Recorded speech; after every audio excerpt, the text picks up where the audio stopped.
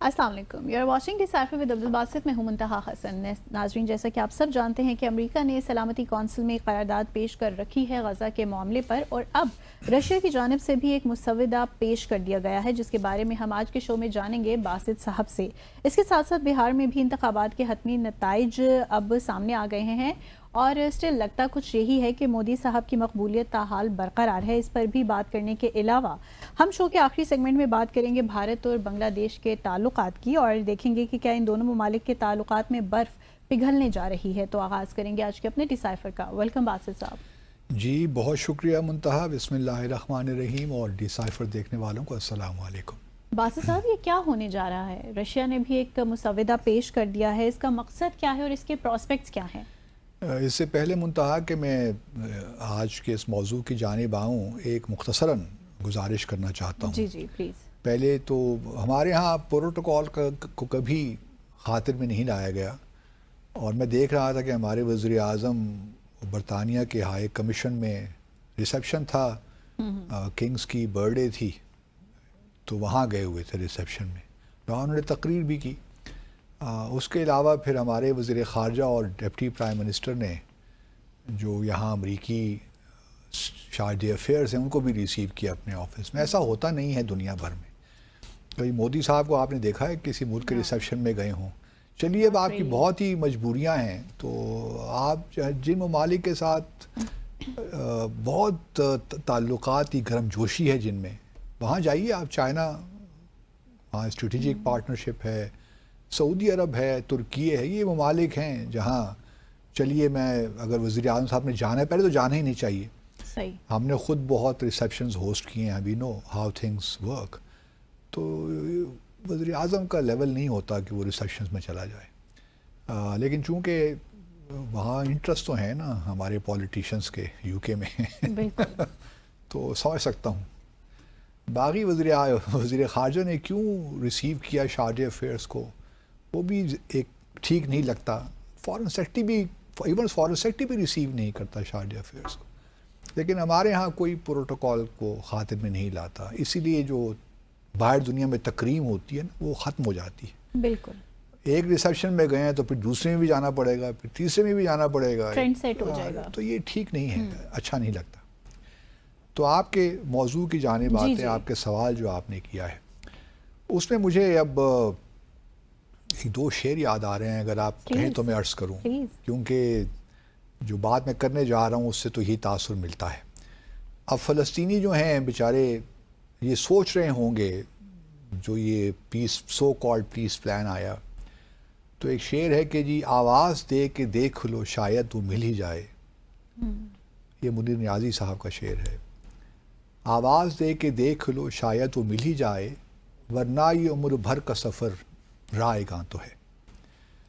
तो उनको लग रहा होगा कि हमारा जो हमने इतनी जद्दोजहद की वो सब अब सरायगाही है, क्योंकि मुसलमान दुनिया तो लगता यूँ है कि सदर ट्रंप के सामने बेबस हो गई है। सच्ची बात तो यही है।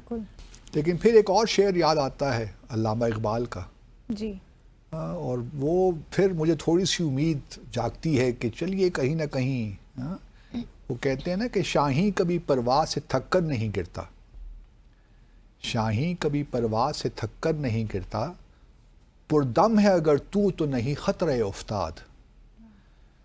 तो अगर फ़लस्तीनी डटे रहेंगे, चाहे दुनिया जो कुछ भी करती रहे, वो अपनी जद्दोजहद के साथ जुड़े रहेंगे, तो मुमकिन है कभी ना कभी फ़लस्तीनियों को आज़ादी मिल ही जाए, इसराइल की ऑक्यूपेशन ख़त्म ही हो जाए। लेकिन हालात बहुत मुश्किल हो गए हैं। मिसाल के तौर पर देखिए ना, हमारी हुकूमत ने ही, पहले भी हम ये डिस्कस कर चुके हैं, लेकिन नाज़रीन की मतलब समा खराशी तो होती है, लेकिन क्या किया जाए, बात दोहराने में कोई हर्ज भी नहीं है कि यही हुकूमत हमें बताती रही कि जो ट्रंप का पीस प्लान है उसको हमने एक्सेप्ट नहीं किया, ये वो प्लान नहीं है जिस पे हमने एग्रीमेंट किया था।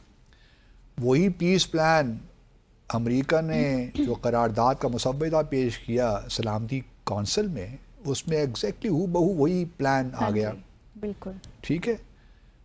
उसके बाद अब कल जो 8 मुसलमान ममालिक जिन्होंने ट्रंप के साथ मुलाकात की थी 23 सितंबर को न्यूयॉर्क में, وہ 8 کے 8 ممالک نے کل بڑا زور دے کر ایک جوائنٹ اسٹیٹمنٹ ایشو کر دی کہ جی فوری طور پہ سلامتی کونسل جو ہے وہ اس قرارداد کو منظور کرے، کیونکہ اور ڈیلے کی ضرورت نہیں ہے، کیونکہ دسمبر میں یہ کام شروع ہو جانا چاہیے، اور 2 سال کے لیے اب پریزیڈنٹ ٹرمپ جو ہیں وہ غزہ کے صدر ہوں گے.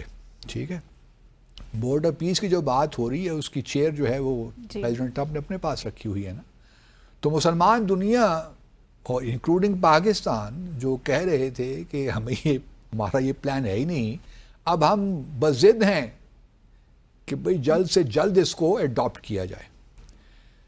اب یہ پیر کے دن یعنی پرسوں سلامتی کونسل میں یہ ووٹ ہوگا اس قرارداد پہ.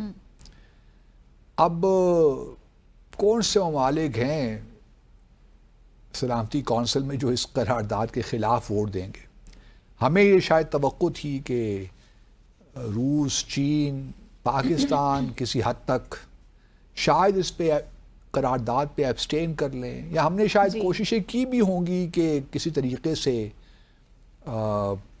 امریکہ کو منانے کی کوشش کی ہوگی کہ بھئی اس میں کچھ تھوڑا بہت میٹ ڈال دیجئے، کوئی گوشت تو ہونا چاہیے نا اس میں فلسطین کے لیے، اس کی ریاست کی بات ہونی چاہیے اور اسپیسیفک ریزولوشنز کی بات ہونی چاہیے، عرب لیگ کے انیشیٹو کی بات ہونی چاہیے، 2002 کا جو ہے بیت المقدس شریف کی جو ہے مسجد اقصی کی بات ہونی چاہیے، ایسٹ جیروسلم کی بات ہونی چاہیے. اب وہ لگتا نہیں ہے کہ ایسا کچھ ہوا ہے، کیونکہ الجیریا نے کچھ کوشش کی، کوئی پیلسٹینین اتھارٹی نے، الجیریا جو اس وقت سلامتی کونسل کا ممبر ہے پاکستان کی طرح، انہوں نے کچھ کوشش کی کہ اس میں کچھ امینڈمنٹس ہو جائیں اس مسودے میں، لیکن لا حاصل. امریکہ نے کہا بھئی آپ نے تو ایگری کر چکے ہیں آپ لوگ، اب آپ کی ہم کیا، کیونکہ امریکہ کو یہی ڈر تھا نا کہ اگر ہم نے اس مسودے کو ری اوپن کیا تو پھر تو اٹس ان اینڈنگ، پھر تو ہر ملک آئے گا اور اس میں امینڈمنٹس دیتا رہے گا. تو انہوں نے اس کو ری اوپن ہی نہیں کیا. صحیح. تو یہ تو پہلے کرنے کے کام تھے نا، یہ پہلے کرنے کے کام تھے. نہیں، پہلے تھوڑی سی احتیاط کرتے نا. آپ بغیر مسودے کو پیس پلان کو دیکھے اگر آپ ہمارے وزیر اعظم صاحب ٹویٹ کر دیں گے اور مبارکباد دے دیں گے پریزیڈنٹ ٹرمپ کو، تو پھر پیچھے کیا رہ جاتا ہے؟ پھر اس کی ایکسپلینیشن دیتے پھریں گے سینٹ میں آ کر اور قومی اسمبلی میں آ کر. تو اس طرح تو سفارتکاری نہیں ہوتی. لیکن لگتا کچھ یہی ہے کہ مسلم دنیا پریزیڈنٹ ٹرمپ کے سامنے بالکل بے بس ہو گئی ہے. جتنے بھی 8 ممالک جن کی میٹنگز ہوئی تھیں، میں تو حیران ہوں. ترکی جو بہت بڑی بڑی باتیں کرتے تھے، سارے ممالک انہوں نے تو ہاتھ مطلب اٹھا دیے اس سے سارے. اب آگے کیا ہوتا ہے اللہ جانتا ہے، لیکن جو ان کی کہانی ہے، ایکسپلینیشن ہے، وہ تو یہی ہے کہ جی اس وقت ہمارا جو آبجیکٹو ہے وہ یہ ہے کہ کس طریقے سے جو فلسطینیوں کا جینوسائیڈ ہو رہا ہے اس کو رکوانا ہے. باقی باتیں بعد میں ہوتی رہیں، چاہے اس کی قیمت کچھ بھی ادا پڑے. لیکن وہ میں یہی کہتا ہوں نا کہ اگر آپ کا، جیسا میں نے پہلے بھی کہا تھا، اگر آپ کا یہ جو ایکشن ہے، جو آپ کی جو قرارداد ہے آپ کو فلسطینی ریاست قیام کی طرف لے کر جاتی ہے، پھر تو بہت اچھا ہے، ہم اس کو ماننے کے لیے تیار ہیں. لیکن اگر یہ قرارداد اور یہ سارا جو میکنزم ہے آپ ایوالو کرنا چاہ رہے ہیں، یہ آپ کو اس مقصد سے دور لے کر جا رہی ہے اور یقیناً دور لے کر جا رہی ہے، پھر تو یہ فلسطینی بھی نہیں مانیں گے. لیکن معاملہ یہ ہے کہ جو فلسطینی اتھارٹی ہے، جو کہ بالکل پاپولر نہیں ہے فلسطینیوں میں، وہ بھی اس قرارداد کے پیچھے کھڑی ہے، کیونکہ ان کو حماس جاتا ہوا نظر آ رہا ہے، تو وہ اس کی جگہ لینا چاہتے ہیں. ان کو معلوم نہیں ہے، مقصد تو یہی ہے کہ حماس کو ختم کر دیں. حماس تو اب ختم ہوتی ہے نہیں ہوتی بھی ڈو ناٹ نو، کیونکہ یہ تو ایک دیکھیں نا، حماس تو ایک نظریے کا نام ہے نا، اور وہ ہے فلسطین کی آزادی. حماس نہیں تو کوئی اور گروپ آ جائے گا. حماس ختم بھی ہو جاتا ہے، چلیے نام اسے ختم کر دیجئے، لیکن لوگوں کے لوگ تو وہی ہیں، نظریات بھی وہی ہیں، ایک اور تنظیم بن جائے گی. تو یہ تو تاریخ ان چیزوں سے بھری پڑی ہے. اگر ہم کچھ سیکھیں، مسودہ پیش کر دیا، رشیا نے جو مسودہ پیش کیا ہے وہی بڑی کہانی ہے. ہمارا خیال یہ تھا کہ رشیا اور چائنا کھڑے ہو جائیں گے، لیکن رشیا نے جو قرارداد مسودہ جو پیش کیا ہے اس میں انہوں نے مان لیا ہے کہ یہ پیس پلان ہے تو ٹھیک ہے یہ، لیکن انہوں نے ایمفیسس دے کر یہ کہا ہے کہ 2 اسٹیٹ سولوشن کی بات انہوں نے کی ہے. لیکن اس میں یہ نہیں ہے کہ جو پلان ہے یہ کوئی اس کو ہم مطلب یہ ریزولوشن جو ہے اس میں فلسطین کا ذکر ہے اور اس کو اسٹیبلش کرنے کا ذکر ہے، اسرائیل اور فلسطین 2 ریاستوں کا ذکر ہے، لیکن ساتھ ساتھ جو پیس پلان پریزیڈنٹ ٹرمپ کا اس کی تعریف بھی کی گئی ہے اور اس کو مینوان مانا بھی گیا ہے. صحیح. یہ نہیں ہے کہ یہ مسودہ جو ہے لیکن یہ بھی قابل قبول نہیں ہوگا کیونکہ اس میں بات تو کرتے ہیں پیس پلان کہ 29 ستمبر کو وائٹ ہاؤس میں پریزیڈنٹ ٹرمپ نے اور پرائم منسٹر نتنیاہو نے کیا تھا, وہ جو ہے اس کو انڈورس کیا اس میں, لیکن اس پہ اب کوئی ایسی ایک کہانی ہے. اصل تو وہی ہے جو یو ایس نے قرارداد پیش کی ہے. اب پاکستان کیا کرے گا؟ پاکستان اب کیا کر سکتا ہے؟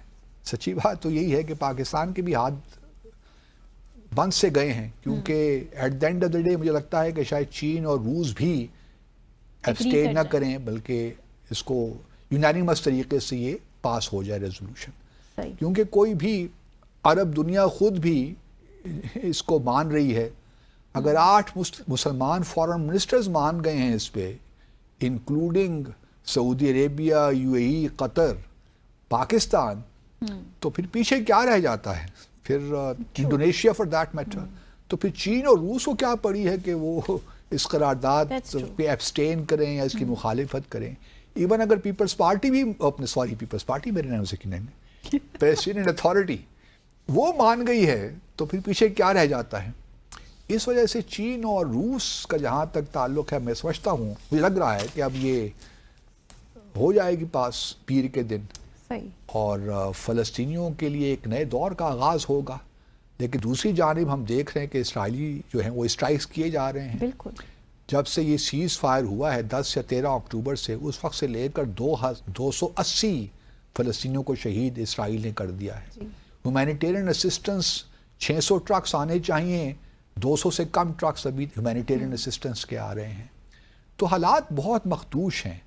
ابھی وہ انٹرنیشنل اسٹیبلائزیشن فورس کا کیا ہوتا ہے؟ اب میں یہ ریکمینڈ نہیں کر سکتا اپنی حکومت کو کہ آپ اس پہ ایبسٹین کریں اور اکیلے کھڑے ہو جائیں. یہ بھی نہیں, سفارتکاری میں یہ بھی نہیں ہوتا. تو پاکستان کے لیے اب یہی ہے کہ گو along with the resolution. لیکن یہاں یہ ہے کہ انٹرنیشنل اسٹیبلائزیشن فورس اگر ہم کسی طریقے سے اس سے بچ سکیں, اپنے آپ کو دور رکھیں, تو that would be good in my view. ہمیں اپنے آپ کو فلسطینی لوگوں کے خلاف کھڑے نہیں کرنا, ان کی جد و جہد کے خلاف ایسا نظر نہیں آنا چاہیے, اور اسرائیلیوں کے ساتھ مل کر ہمیں کوئی کوآرڈینیشن کی ضرورت نہیں ہے. بالکل. باز صاحب آپ کی اجازت ہو تو ایک وقفہ لیں گے, وقفے کے بعد واپس آئیں گے اور کچھ بہار کے الیکشنز کا بھی ذکر جو ہے اپنے ناظرین کے ساتھ شیئر کریں گے. Stay with us.